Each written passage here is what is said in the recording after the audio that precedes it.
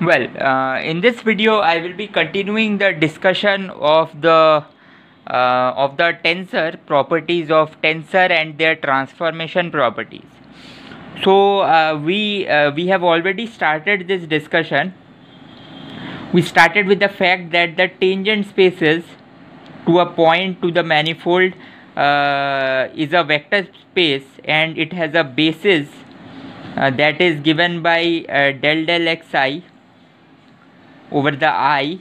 We also saw the basis of the dual tangent space which is given by dxi over I, and the fact that they are related by the delta function, that is dxi of del xj is nothing but delta ij.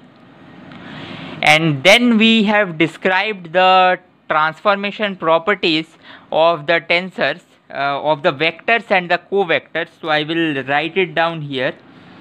So the vector is actually denoted, must be denoted in this form, and a covector must be denoted in this form. But as we know that we are already working in some sort of a chart, in general relativity we always denote this part and this part as vector and covector respectively. And then we say that a vector in chart X, the ith component is related to the jth component in a different chart Y. So this chart correspond to the coordinate transformation or the basis transformation. And then how are they related is simply I will sum over the Y via this J, and I will put a I to match this index. And this property we called is that it is a contravariant transformation. Then in a similar manner we also derived and saw this result, that how the omega I of a chart X is related to omega J of a chart Y. I will just again need to sum, but the sum will now because there is an index down and there is Einstein summation, so it will just be this thing. So this was the property of a covariant vector. So this is covariant and this is contravariant.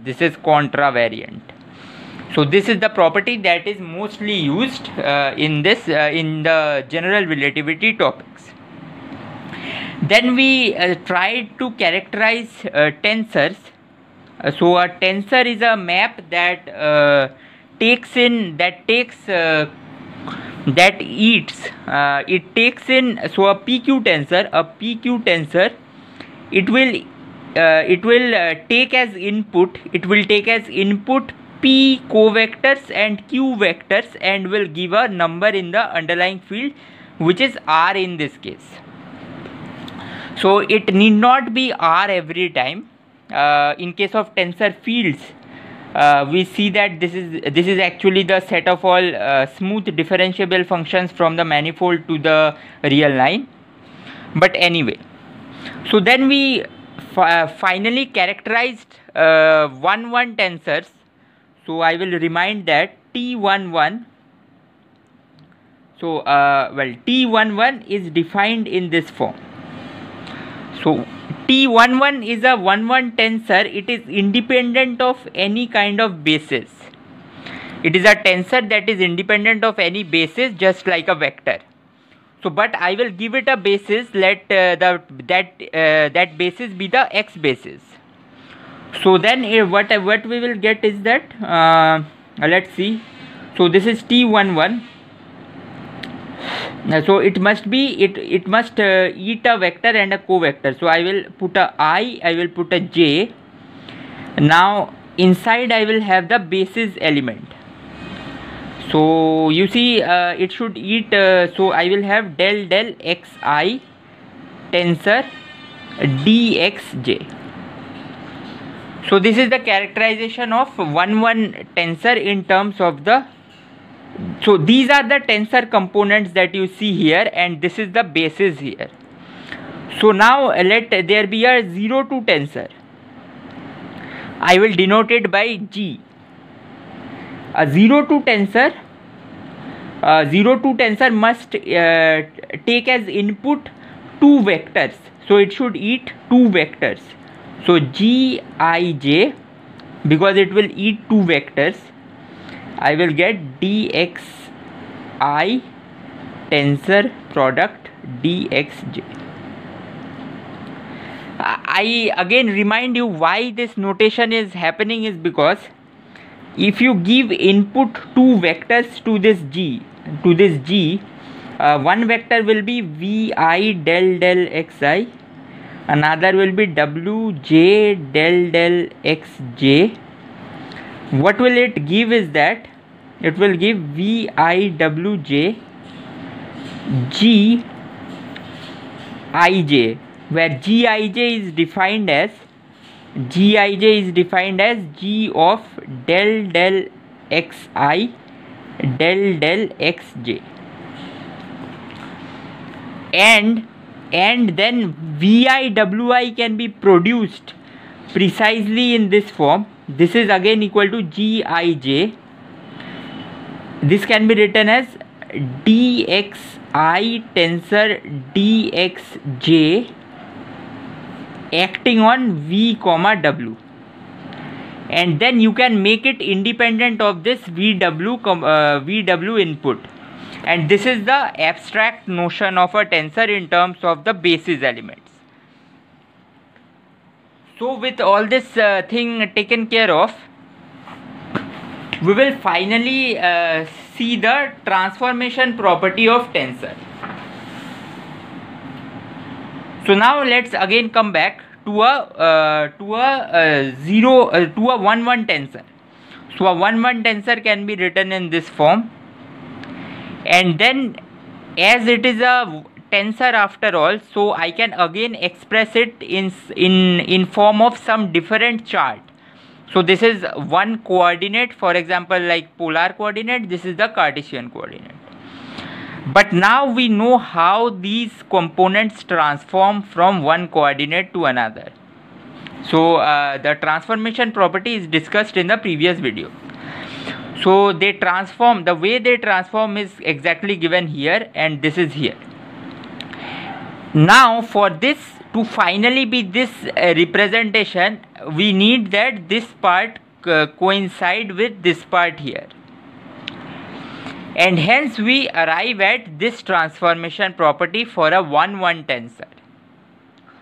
So a nice way, so at this moment we are done, and we essentially have understood the proper way the tensor transforms. But it's easy to perform certain form of calculation to remember how the tensor transforms actually. So you see, so I will be trying to perform those calculations. So let's see. So suppose we have a PQ tensor. So a PQ tensor will have components in this form. So it should eat p number of covectors. So you write from u1 u2 ... up, and then it should again eat q number of vectors. So v1 ... vq. So these are just the indices. They each of them can take it's like t11 t12 t, it's like that. Okay, now we will write the second characterization is that summing over these numerical indices. So I will sum over this index with del x u1 with del x u1 tensor product del x u2 tensor product ... Now I will start writing dx v1 tensor dx v2 tensor ...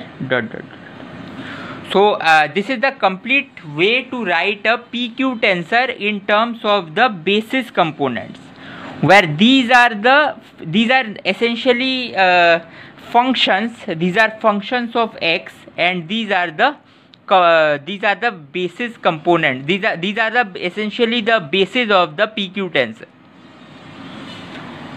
So now we will be trying to understand how these components of tensor transforms in various different coordinates.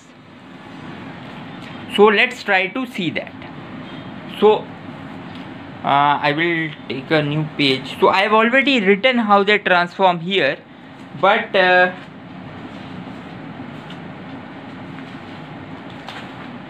in order to directly the way of remembering this formula is of this form.